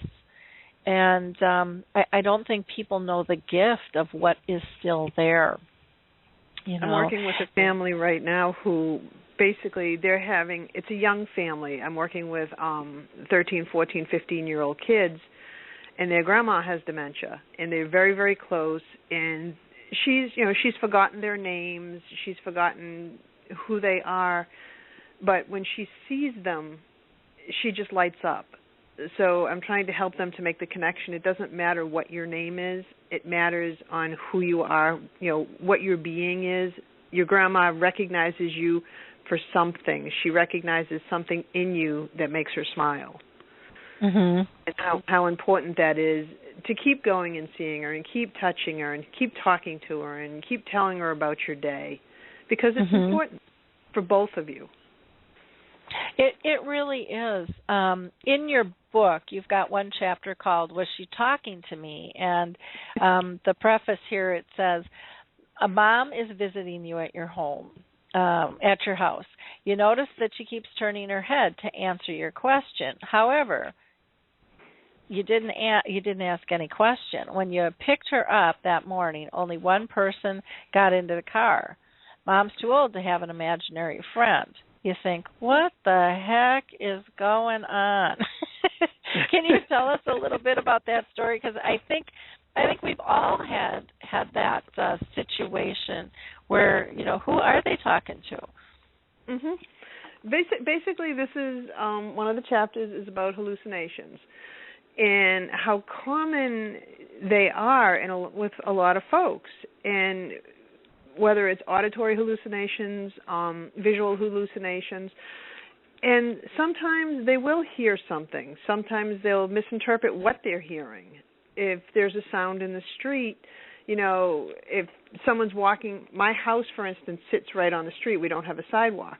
So somebody walking by having a conversation with their friend can sometimes sound like someone's talking to me because it's that close.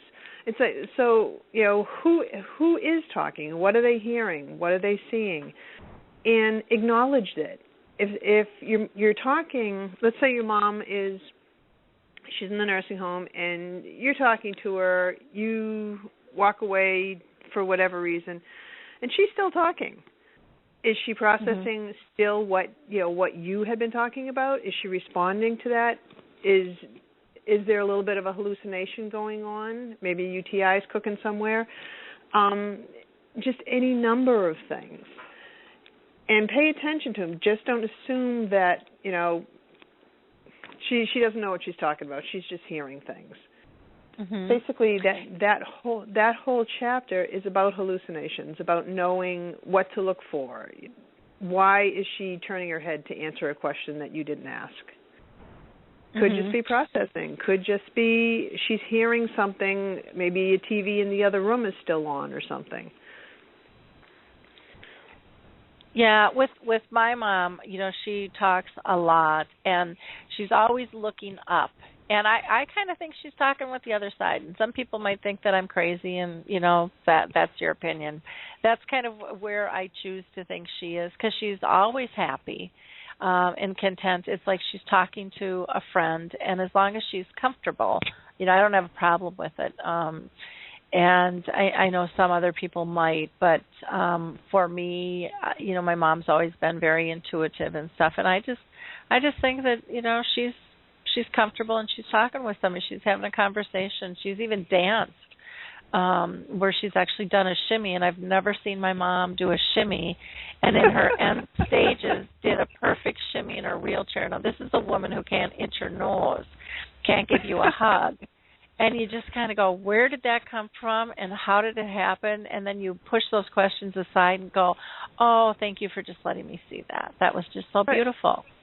And how wonderful is that your mom isn't alone. Yeah. That whoever she's talking to, and I absolutely believe what you're saying about the other side, how wonderful is that she's not alone and that she's not afraid. She's happy. Yep. And that's an amazing thing. Yep. Yeah, that's very, very important, because that's one of my main things. Is she safe? Is she happy? Is she pain-free? And that's what it's all about. We just put her on hospice here over the weekend, and, I don't know what'll happen. I just thought, I think she's going to qualify. She's down, over 20 pounds in this last year, and she's all on pureed foods and can't do anything for her. And, it's just been nice. She's got a music therapist and a clergy person and a social worker. She's going to have another aide. She's just going to have so many additional little one-on-ones that are going to just be so nice for her to be able to have. And, sometimes people are so scared of the word hospice, but it truly is a gift. And you don't want them to be alone, and you want them to be with people who understand. And pretty cool thing that we here, anyways, in the U.S. can take advantage of. And I would encourage people not to be so scared, about that. Not at all.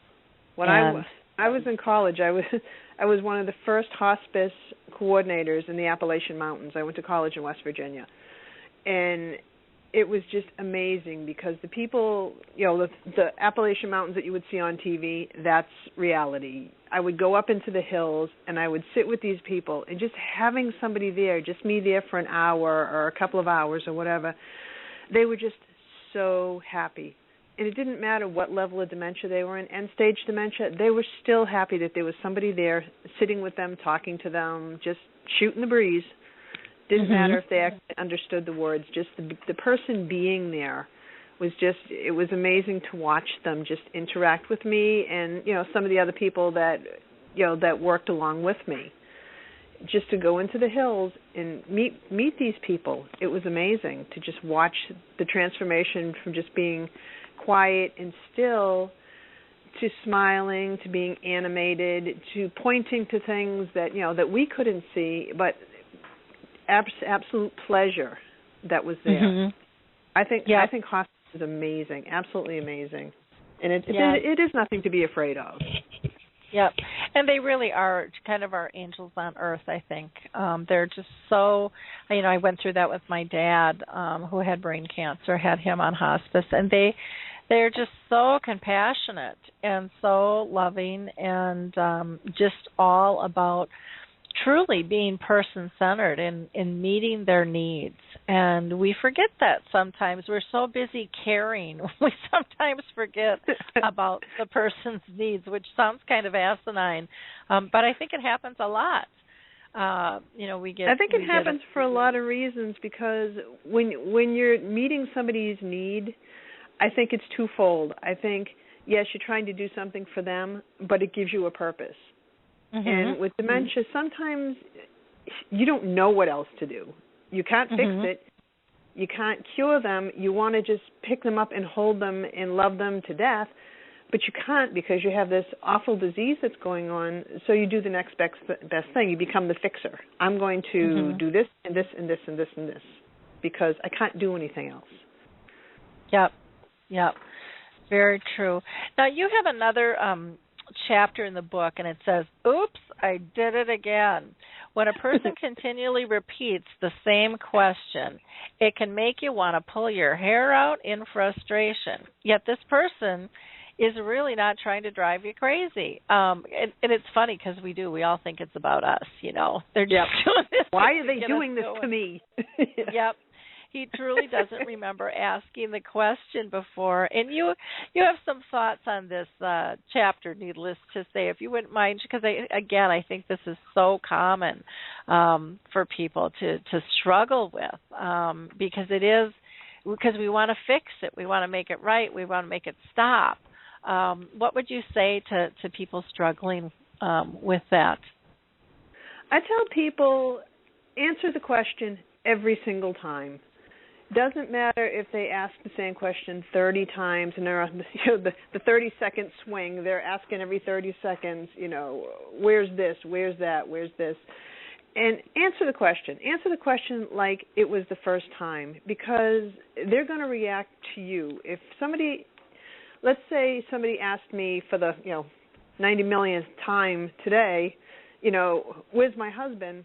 If I turn around and I say, listen, I just told you, blah, blah, blah, that person doesn't understand that this is not the first time that they've asked it. Now they're going to respond to my anger and my frustration.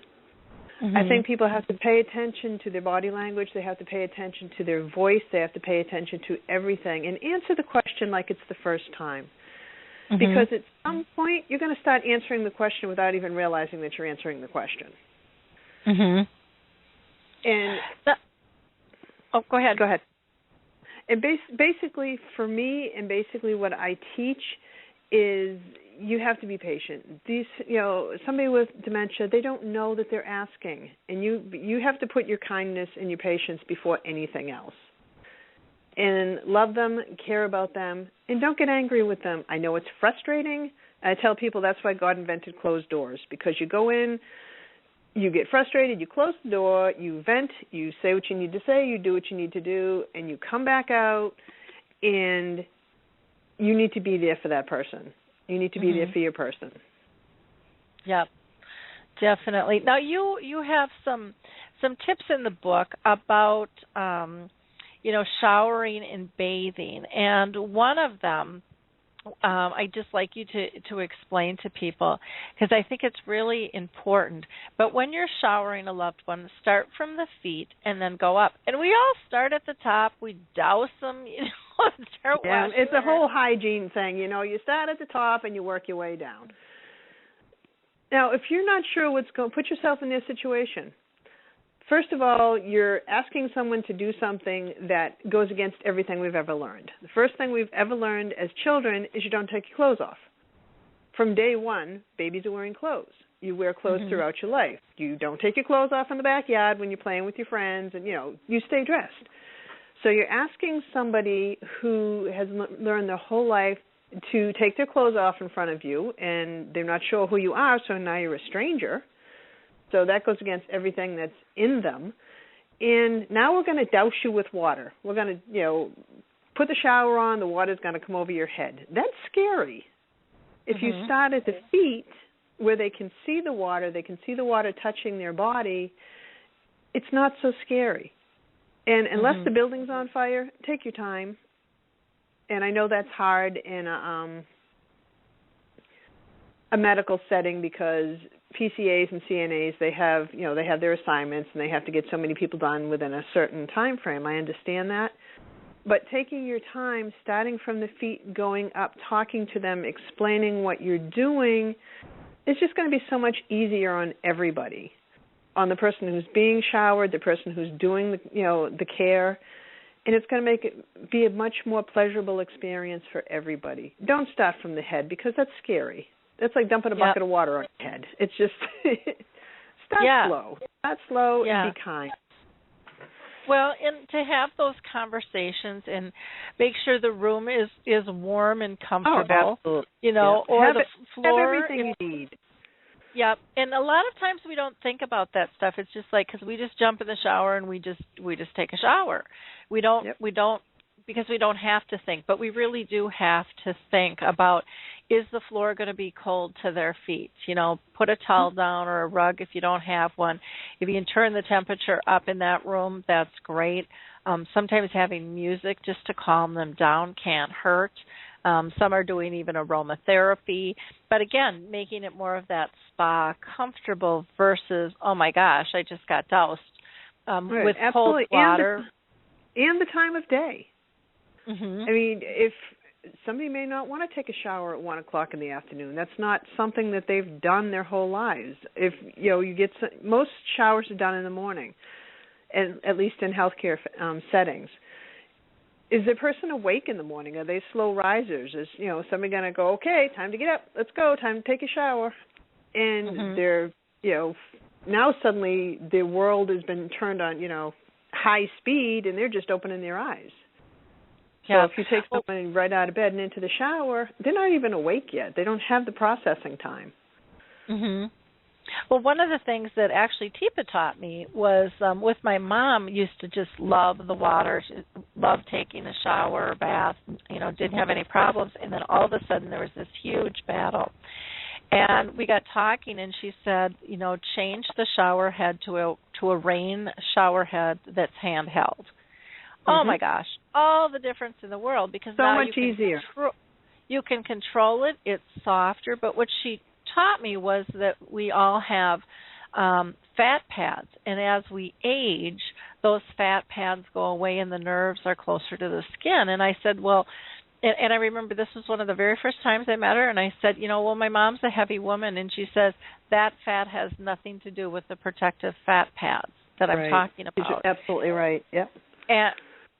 And what a difference, So we changed out all the shower heads in the whole nursing home to the rain handheld shower heads. And, and they're doing their new bathrooms. We did nicer colors, and we added aromatherapy, and we pumped in music. And, I mean, it's very, very different than it used to be, the old, canary yellow and bright kind of parrot blue bathrooms. And so, I mean, it's just a very different sense.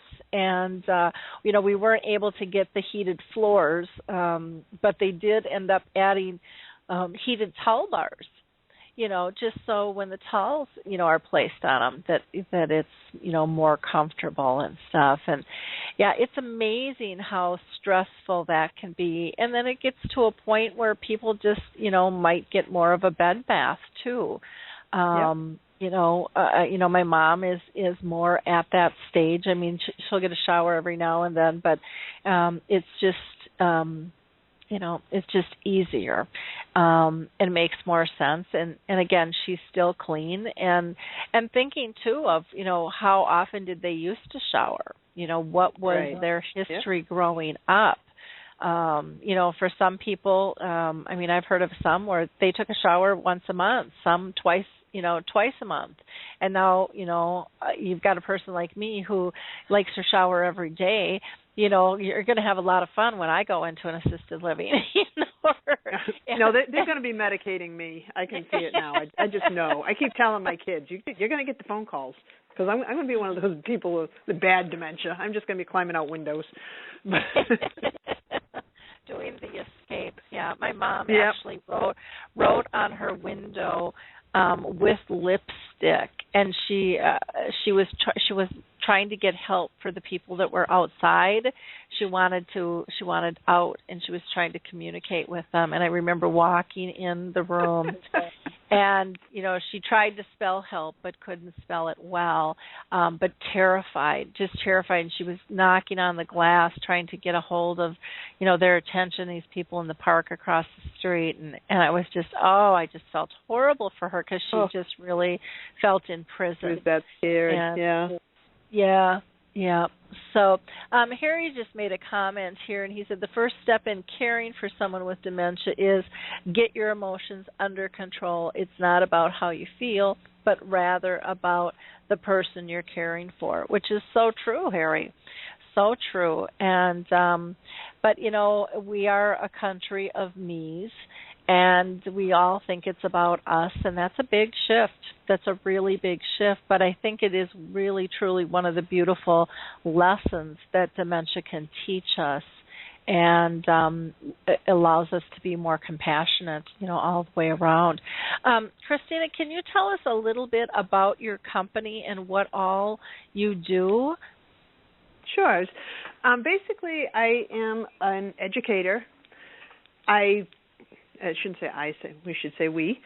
We teach kind of a different way. And actually, I called in a little bit early because I was listening to the conversation you had with Teepa about the skills training.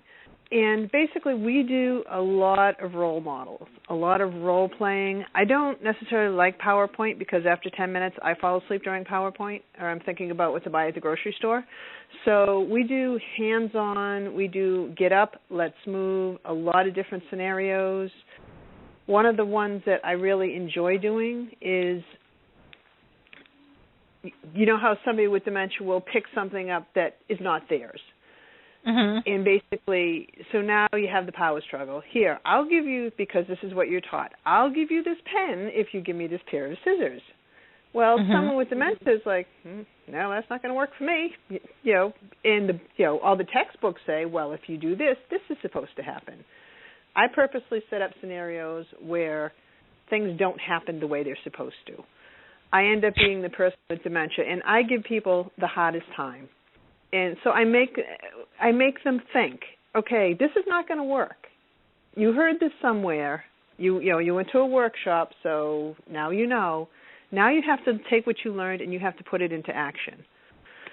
So I have the pair of scissors because somebody left their scissors out, their bandage scissors, and me being a person with dementia has picked them up because it was there. They were shiny. They were pretty. Now they're mine. So now, okay, what are you going to do? How are you going to get the scissors away from this person? You've tried bartering with them. That didn't work. So now what are you going to do? So I make people think. I make people think about, okay, don't get into a power struggle. Think of the environment. Use the environment to your advantage. Look around. Figure out where this person is in her world right now. Is the room hot or is the room cold? Is it 1 o'clock in the afternoon? Did she have lunch at noontime, and has she been toileted? There's all different ways you can redirect somebody. You just have to find that one way of doing it, and you have to make all of your movements and all of your comments and all of your interactions fluid, so that you become a friend and not somebody who's trying to take this poor woman's scissors. And one of the things I try to get people to do is look around. Is this woman cold? Is it chilly in the room? Mary, here, it's really cold. I'm a little chilly. I'm going to get you a sweater. Okay, so now you have Mary's sweater. Mary, here, let me help you with your sweater. You take the hand with the scissors first. You say, here, Mary, let me hold your scissors for you, and we'll get your sweater on. You take the scissors, you stick them in your back pocket, scissors are gone. You help Mary with her sweater. You have a conversation while you're doing it. Now the scissors are out of Mary's mind. She's gone on to something else, and you as a friend are helping her. You're talking to her. You're making her comfortable. You're having a conversation, and you're interacting. So now there's no power struggle. And basically, I teach them to use the environment to their advantage. Which is really important, and just that common distraction of putting the sweater on to get the scissors versus trying to pull that away, when someone doesn't want to give something, now it's who's going to get stabbed with the scissors or who's going to get cut. Right. And you don't want a power struggle. No. And so those light distractions are really important. And I think the role modeling is really good. It's something that I typically don't do in my training. It's not my forte. But, for you and for Teepa, I think it works really, really well and is extremely powerful because people do think that they have the concept, but it's a whole different thing when you have to make it work. You're 20 years old and you've gone to, a couple of trainings and you think you have it down pat, 20 years old, you don't have the experience. And you have to have the experience in order to understand the disease, I think, in order to truly live it and truly understand the whole dementia process. It's great. I love working with PCAs and CNAs. They're my favorites out of anybody because they are so young. But they're also very impressionable, and they want to learn. They want to make things better. So when you get somebody up and you get them moving, and you get I become the person with dementia, and I'm leaving, I'm going to walk out of the room, and they have to keep me safe, and they don't want to hurt me. They don't want me to walk outside and get hit by a car. Now they have to really think. They have to think past the books. They have to think past, the handouts that they got. And they have to put themselves on my level. What can I do for Chris so that she doesn't leave and get hurt? How can I help her? And for me, teaching that, I love to do it. It's one of my favorite things to do in life. And the PCAs and the caregivers, they get it, and they keep it. It's not something that they've read and they forgot what they read. It's a practical thing that they can take with them. And they can remember it. And you're allowing them to be part of the process and to have input, on that. One of the things I'm doing for a training coming up here is on feeding people in end stages. And as a family member, I get sometimes really frustrated when I observe staff just putting a spoon in somebody's mouth, not telling them it's coming, not even looking sometimes. Or putting people at a table with food but nobody there to assist them, and then they get upset when somebody can't, is trying to grab their juice or start to eat alone, and then they spill and make a mess. It's little things that we can do to make such a huge difference. So in this one training that we're going to be doing, I'm actually going to blindfold them and have earplugs in, and they're going to feed one another. And they're going to eat, and they're going to eat pureed food, and they're going to feel the difference in terms of temperature and taste, and what it's really like. Because I'm hoping, and I've done this before, but I'm hoping that this will really help this group look at it differently in terms of what it is. And most of the staff are great, but it's just again having that first of mind of what it's like to be on the other end of the stick. Absolutely. In this process, I think is an important thing to learn, and to and not just learn it from you know, a school book thing, but to really feel the compassion and they have to live it. In order to understand it, they have to live it. Yeah, it definitely. And when, I'm sorry, go ahead. Oh, I was going to say, because it changes the whole approach. It changes the style. It changes the interaction. It changes the relationship between the two people.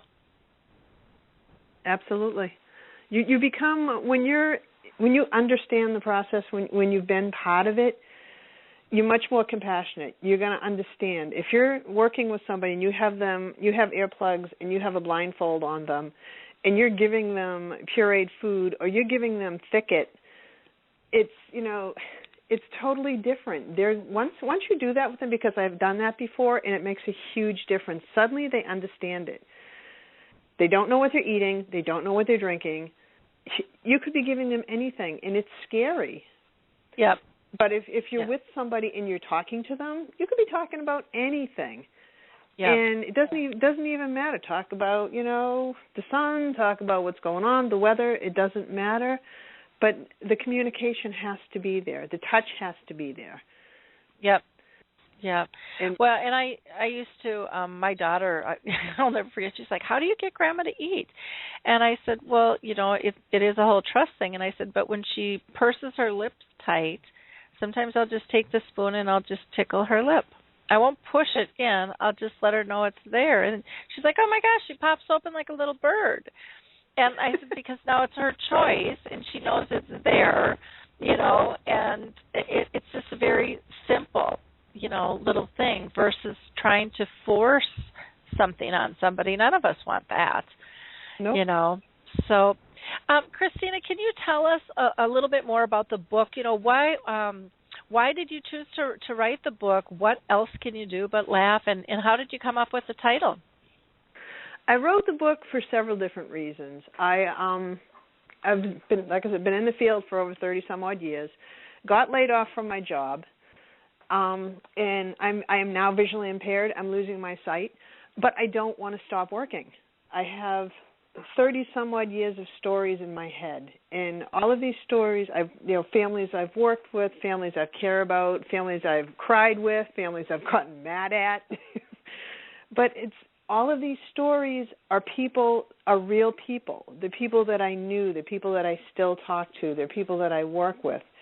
And for me, it's a way to give back, because when I do caregiver groups and when I do trainings, especially for the general public, when people get together, they realize, oh, your mom does that too?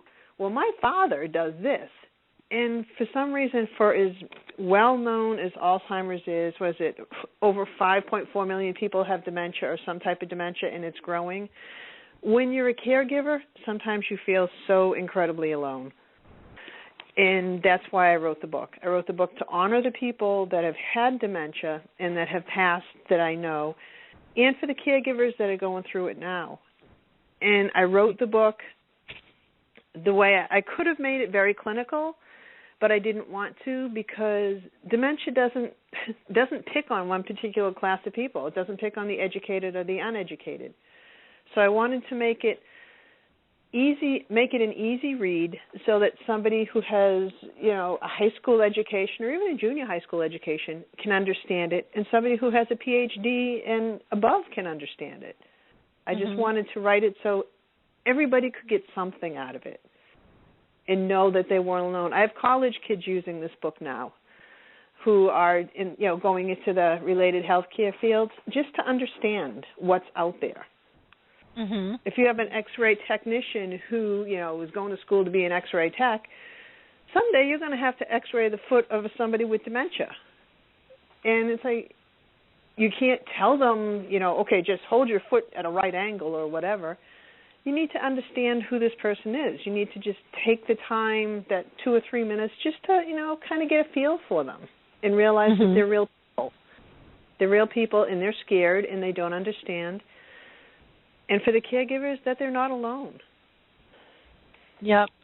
Well, and that's great. And you brought up a wonderful point, which kind of ties into, something Beth had called in earlier about dementia-friendly communities and businesses. Like you said, being an X-ray tech or being at a coffee shop or a grocery store, we all need to know how to learn to live with this disease graciously. And it doesn't have to be complicated, because really it's down to being respectful of others. And we've kind of gotten away from that. It's we're all about us and our time frame and our mood and our emotions, and that is not customer service. It's not customer service whether you're in the community or whether you're you're working in an assisted living or any other home health agency. It's all about customer service. It's all about the person that you're working with. It's not about you. It's not about how many people you have on your assignment. It's not about how fast can you get everything done. It's about what can you do for that person who has dementia to help them feel safe and healthy and happy. Mm-hmm. It's not about how fast you can move, because when you move too fast, you scare people. Yeah. Now, Harry Urban made a great comment here in the chat box. He says, just because you have dementia, you're still allowed to laugh. Don't take this disease so seriously. There is a time to laugh. And, your book is, What Else Can You Do, but laugh. And to me, laughter is one of the core things that, for me, that's one of the most precious things in any of my relationships. I love to laugh. Laughter changes our chemical balance. It's a great exercise. There's laughter yoga, which can just help change, again, the chemical balance within us. There's research behind it, but more so, laughter is, just those silly, precious moments that we remember. And so, what do you want to remember when someone is ill? Do you want to remember the disease, or do you want to remember the relationship? And, my hope for you is that you want to remember the relationship and not allow the disease to rob you of that. And I think sometimes we give in to the disease, and not that it's not tough and hard at times. Oh my gosh, I've been on this road 30 years now with my mom, and she's now in hospice. I get it's hard and it's not always pretty, but oh my gosh, the stories I have to tell, the lessons I have learned, they're just unbelievable. And so precious and so valuable, and she's allowed me to then share them with the world, which makes them even better. When you have these stories, don't keep them to yourself. Share them. And that's basically what I'm doing with with the stories that I have, because you have to laugh. It's I call dementia God's cruelest gift, because for the person who has it, at some point in their life, they're just gonna go. This is who they are. They're there in the moment. For the caregivers, they have the hard part. So I call it God's cruelest gift because of that. But one of the things I teach people is you have to laugh. And I'll do caregiver groups, and people are, oh my God, this is terrible. I can't stand it. I can't do this. My mom is incontinent. My dad is this. All the rest of that. And it's like, okay, so what do you do with it? What do you do with all of this stuff? What does your mom do? Well, I'm trying to clean up my mom after an accident, and she's singing "Let Me Call You Sweetheart," and it's like that's what you hold on to. You Sing hold with on her. to this exactly. No kidding. I think I know every word to every old song, anywhere from the 20s to the 40s. And what's scary is when I'm by myself, I sing them. It's not good. Makes me a little nervous. But it's like you have to hold on to those moments. You have to hold on to, one of my chapters is about this woman, my first chapter, the little Greek woman. This woman was hysterical. And her son, God love him, he wanted to do everything right for his mom because they came from Greece when he was young. He did everything right. I worked with him. We worked with the police department, the fire department, the whole bit to, get a locked gate and all the rest of that stuff. This little woman turned over a flower pot one day and climbed over the fence. Now, you got to picture this 80-some-odd-year-old woman, Greek woman, still in mourning from her husband who died 100 years ago with the black dress and the big clunky orthopedic shoes, scaling a fence. And it's like, that's what he, with the bun in the back of the head, that's what he remembered. My mom scaling a fence, the same fence that she would scream at him for when he was a kid for climbing. And it's like that's what you have to remember. You have to hold on to that stuff. When you're sitting at Thanksgiving dinner and you're talking to your family about grandma or grandpa who have passed, you don't want to talk about the indignities. All that stuff disappears. You want to talk about the funny things, the things that they did, the things that made you smile, things that made your heart dance. That's what you want to remember, which is pretty much why I wrote the book. And I'm working on the second one now, which is specifically about men and their dementia, which is always interesting. Mm-hmm. Because they're just... I'm sorry, go ahead. No, I was just going to add on to your comment about the joy and the dignity. Sometimes people think that they're laughing at the person, and you're laughing with them. If this was any other friend and you had that situation, occur. I mean, one of the funniest moments in my life was sitting in a car on the way to the airport. A friend was driving, and it was Minnesota weather, and her windshield got stuck, the windshield wipers, so she went out to smack them, and as she picked them up, her ankle twisted, which wasn't funny, but she just went down, and I'm sitting in the car, and I just see her face sliding down the car, and then she popped back up again. And to this day, that happened probably 30 years ago, and I can barely laugh over that visual of that, because it was just a silly moment. She didn't get hurt, but it was just one of those great moments between nobody knew but her and I, and we still laugh about it. And it's okay to laugh. You're laughing with your relationship. You're not laughing, at it. And I think that's one of the myths, that we have to kind of stomp out about laughter. It's okay. Like Carrie said, it's okay. It is it's okay. Needed. It's a good thing. It's a healthy thing, for that. So can you tell our audience how they would get in contact with you, Christina?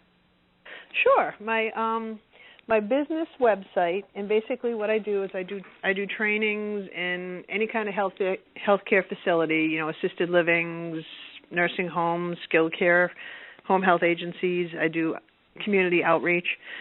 And my website for my business is my website is www.calucaconsulting.com. Or you can call me at 339-440-6946. Wonderful. And I travel, I do it all. I'm sorry? I said that's wonderful. And then can they get the book right from your site, or should they go to Amazon? Or my book will be out on Amazon. It will go out nationally January 4th. Right now what I tell people is email me, because if you go through and I told my publisher I was going to do this, if you go through the publisher, the shipping and handling is very expensive. Mm-hmm. If you call me or email me, then we'll work out something, and it only costs basically a couple of dollars to mail the book pretty much anywhere. Mm-hmm. So it's cheaper to get the book through me. Okay, wonderful. Well, that's good to know. I really appreciate you spending the time with us today, especially with the holidays creeping along here, Christine, and I wish nothing but the best. And, again, thank you so much for your time. Thank you for inviting me. Great. Well, you have a wonderful holiday. Bye now. You too. Take care. Again, I just want to remind people, if you are, maybe going home for the holidays, visiting with family, and things have changed, maybe you need a support group. Again, you can go to the Alzheimer's Disease International, and you'll be able to find an Alzheimer's association closest to you. There's also lots of great online supports. In Facebook, there's Forget-Me-Nots and Memory People, young onset groups. So there's all different types of places where you can connect with people. So don't ever forget about that. If you're thinking you might be interested in that tau clinical trial, go to alzheimersstudies.com. Again, that's just alzheimersstudies.com, or you can go to the Alzheimer's team on Facebook. If you're looking for a gift, so it's a little bit late, but you've got the Puzzle with Me. You've got Max Wallach's book, which is absolutely wonderful. About putting the underwear in the refrigerator. Why did Grandma put her underwear in the refrigerator? You have Teepa Snow's book about her gems, and Christina Luca's book, which will be coming out here on the 4th. What else can I do but laugh? So lots of ways to be able to help one another. Dementia Chats, our webinar series where I interview those with dementia, will be this afternoon at 3 p.m. Eastern Time, 2 p.m. Central, and that's 1 p.m. Pacific Time. We'd love to have you join us with that. You can come with your questions and your comments. It's a very fun, interesting group where we always learn and share. And we will see you next week on the 31st. We're going to have kind of an open discussion, so come with your questions and comments. We'd love to hear what your thoughts are on dementia. What do we need to do? How do we need to change things? And maybe what you're doing. And I'm sure we'll be talking about the Purple Angel Project on that show as well. Thanks so much, and have a happy holiday. Talk to y'all soon. Bye now.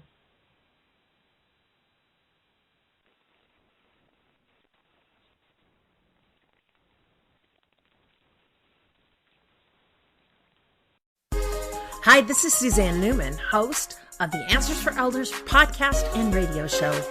We are the North Star that guides you through the complicated journey of senior care with trusted experts in money, law, living solutions, and more. So join us on this station, your favorite podcast channel, or just go to AnswersForElders.com. Meet the Wayshowers who will help your journey go a lot easier.